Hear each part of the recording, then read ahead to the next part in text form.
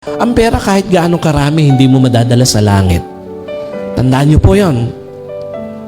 Kaya kailangan, habang pwede niyo pang i-enjoy yung mga blessings na yan, i-enjoy ninyo kasama asawa, kasama pamilya, i-enjoy yung mga binubuhos na pagpapala ng Panginoon.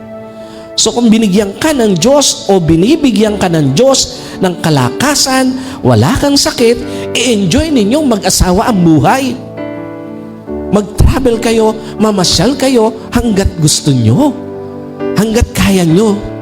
Huwag yung kung kailan uugod-ugod na kayo, saka pa kayo magyayayang mag-travel or mag-joyride. Wala nang joy doon. Pagka mahina na kayo at saka nyo pipilitin pa na mamasyal lang mamasyal, hanggat kayang mag-enjoy, walang sakit, malakas ang katawan, i-enjoy ang pagkakataon na pwedeng i-enjoy.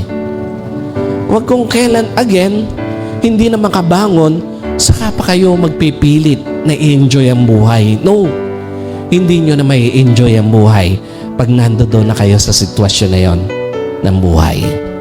Tandaan nyo po, humuhupa ang sigla ng katawan ng tao.